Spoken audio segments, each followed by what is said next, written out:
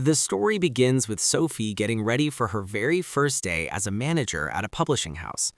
After arriving, she meets the company's CEO, Ronnie, and arranges a meeting with the staff so she can formally welcome everyone. During this meeting, a temporary technical worker named Max shows up late, and his delay disrupts the entire office atmosphere. Later, Sophie goes to her office, where she hears an irritating noise coming from inside the wall. When she investigates, she realizes that Max is the one causing the disturbance. She tells him to carry out his work outside normal business hours so the employees can do their jobs without interruption.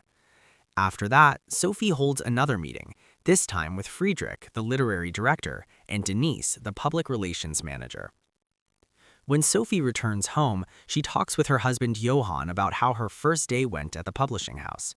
She explains that the company still relies on outdated manual systems instead of electronic ones, and that it will take time, effort, and hard work to modernize everything. Later that night, before going to bed, Sophie goes into the bathroom and watches an exciting movie to help herself relax and release the stress from the day. The following day at work, Sophie is once again in her office when she hears another disturbing noise, once again caused by Max. She gets into an argument with him and repeats that he must work outside regular employee hours, as the constant noise makes it impossible for others to concentrate. That evening, Sophie stays late at the publishing house after all the staff members have left. Feeling anxious, she decides to watch erotic movies to calm herself down. Unbeknownst to her, Max sees her watching these movies and secretly takes photos of her without her realizing it. The next day, Max waits outside Sophie's office and confronts her, telling her that he knows what she does when she is alone and that he has recorded everything. He mocks Sophie for her actions while she tries to gather information about him. During this process, she discovers that Max is a poor young man. Sophie then decides to use his financial situation to her advantage by offering him money in exchange for deleting the photos from his phone. Max takes advantage of the situation and asks her to invite him to lunch with her. Sophie fulfills Max's request and agrees to have lunch with him. During lunch, Max asks Sophie why she watches erotic movies, but Sophie's friend interrupts them. Max assures Sophie that he has deleted the photos from his phone, but she remains suspicious. She takes his phone with her and back at work feels euphoric at having bested Max. Denise and Friedrich argue about inappropriate conversations on their personal accounts, believing someone has hacked them. They turn to Max, the technical employee, to resolve the issue. However, Max needs his phone, which Sophie still has. Sophie realized that Max planned the entire situation to get his phone back. She is impressed by Max's cleverness as he successfully retrieves his phone.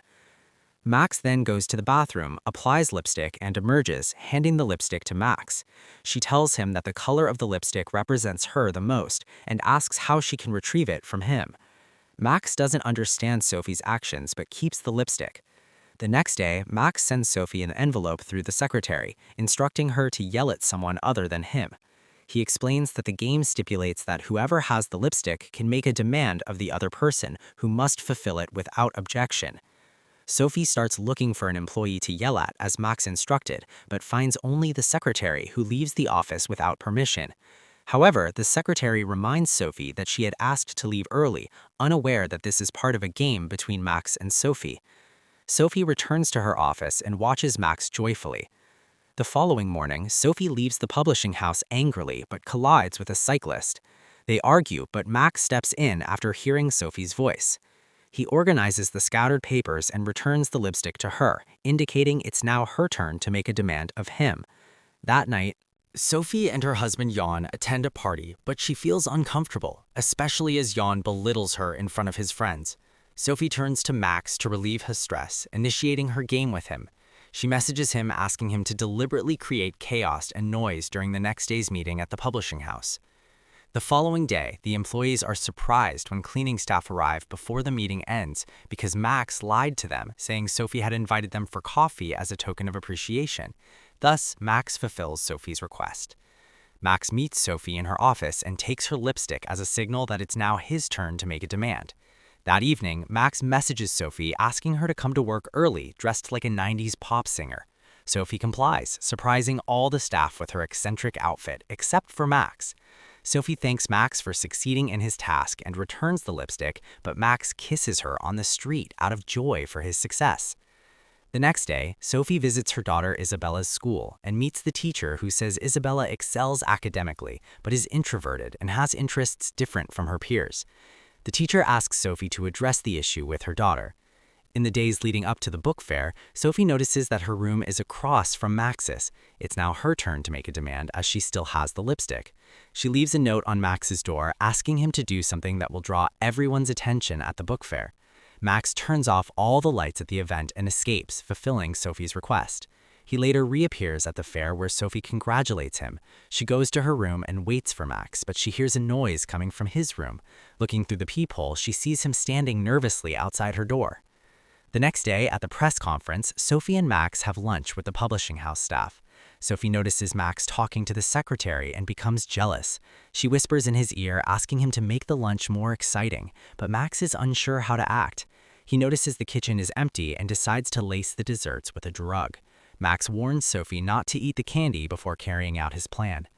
Everyone eats the desserts greedily during the press conference. Frederick and Denise argue, and the entire staff becomes unconscious from the drug, except for Sophie and Max. The next day, Sophie asks Max to go to the pool with her. They enjoy their time together, return to the hotel, and make love for the first time.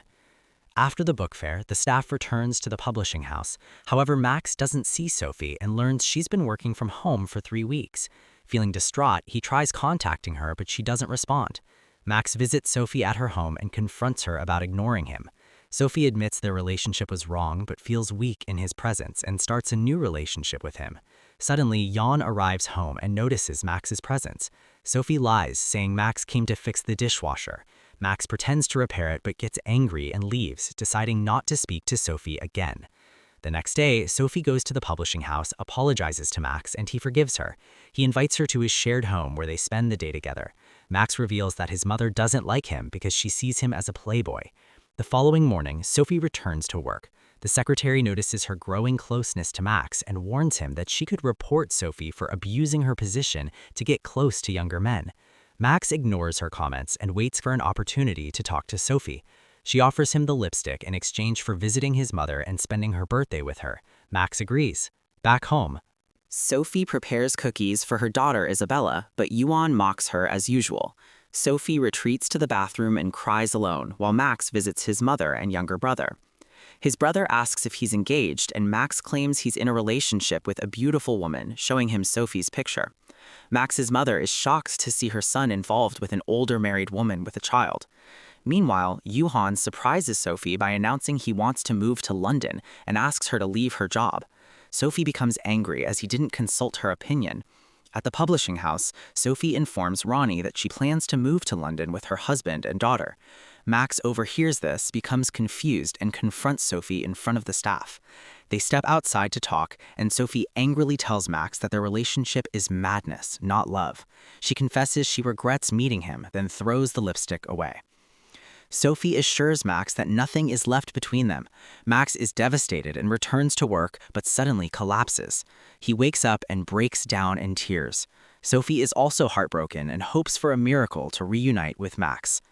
The next day, Yuhan suggests they go out with friends to ease the tension between them.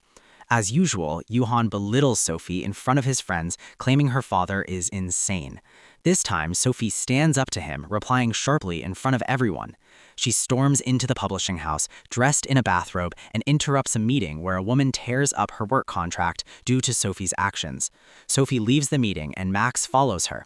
Happiness floods Max's heart as he realizes Sophie didn't move to London because she has fallen in love with him. She defied her husband Yuhan and societal norms, rejecting traditions that oppose a relationship between an older woman and a young man still trying to find his way in life.